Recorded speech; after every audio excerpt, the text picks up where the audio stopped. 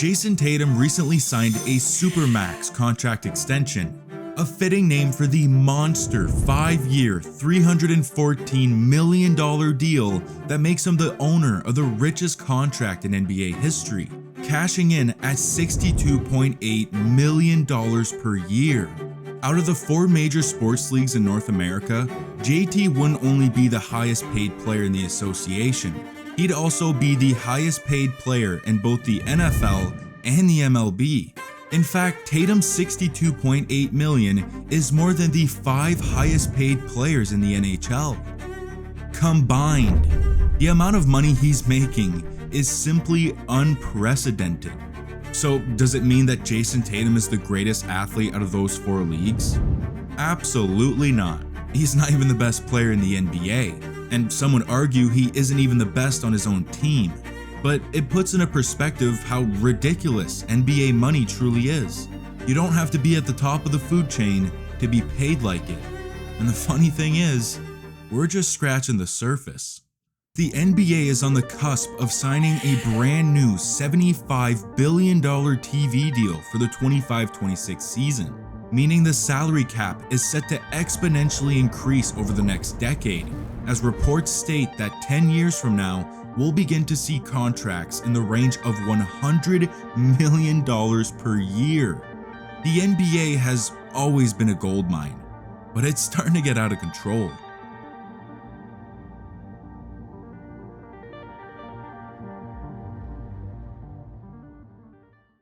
If your life goal was to make as much money as possible while playing basketball for a living, there is no time like the present. The NBA introduced the salary cap back in the 1984-85 season, and players would make, on average, just $300,000 per year. I mean, I'd take that any day of the week, but it was peanuts compared to what they'd be making just a decade later.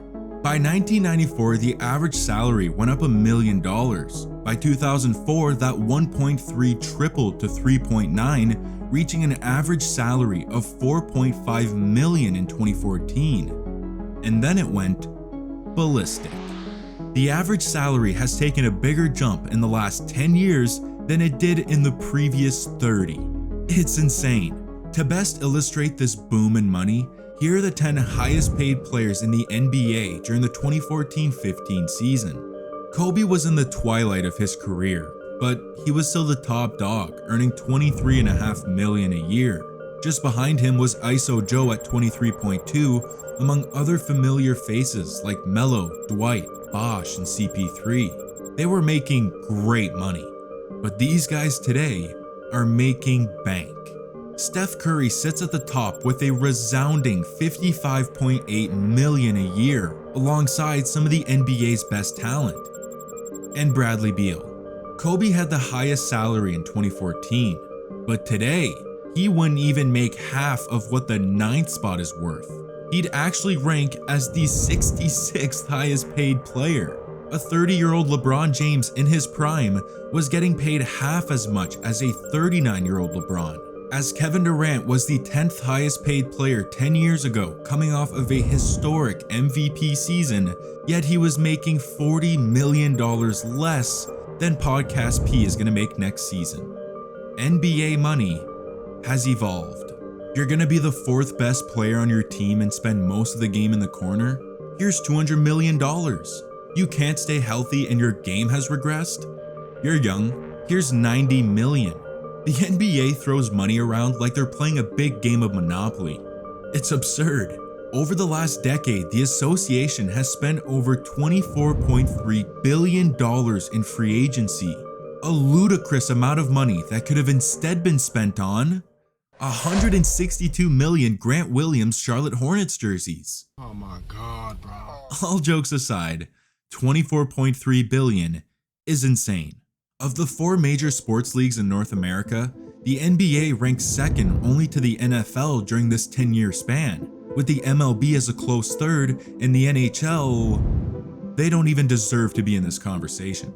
In this context, the NBA doesn't jump out at you as a financial powerhouse, but if we were to go back to those average salaries, it shows just how financially dominant the association truly is.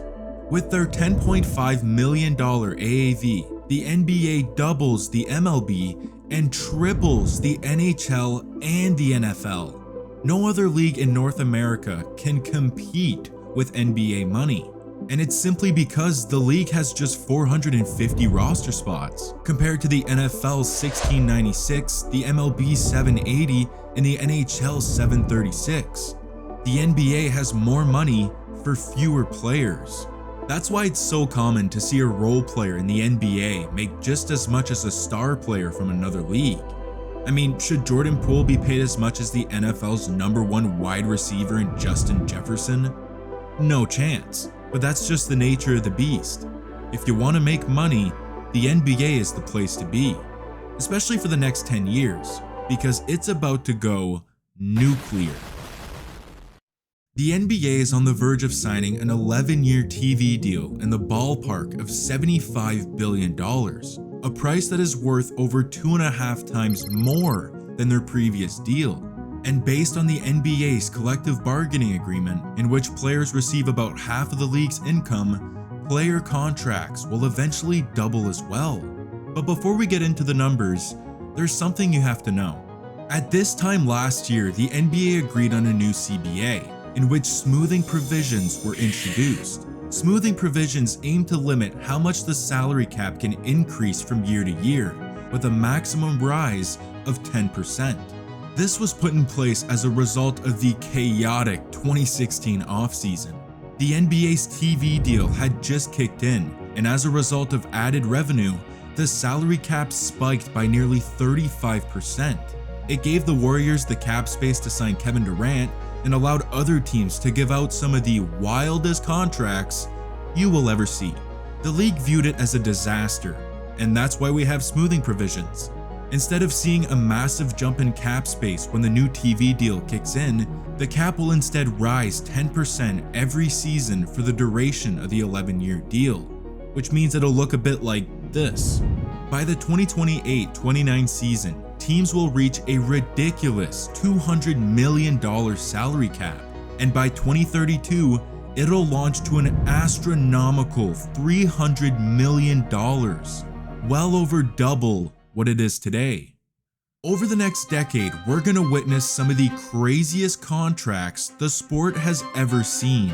Because if Victor Wembanyama is still with the San Antonio Spurs and lines himself up for an extension by the 2032 season when he'll be 30 years old, he'd be eligible to sign a Supermax contract. The Supermax allows a player to sign for 35% of the team's cap space for a maximum of 5 years. Meaning Victor would be able to sign, brace yourself, a 5-year, $527 million contract extension, over $500 million, which means that he'd be making over $100 million per year. If you thought Jason Tatum's contract was massive, buckle up for this one. It's gonna be monumental. In the last 2 years, we've seen 2 of the richest contracts in NBA history be signed in back-to-back seasons by 2 guys on the same team, literally forcing the owner to sell the team. And it's going to be a trend that we're going to get used to seeing.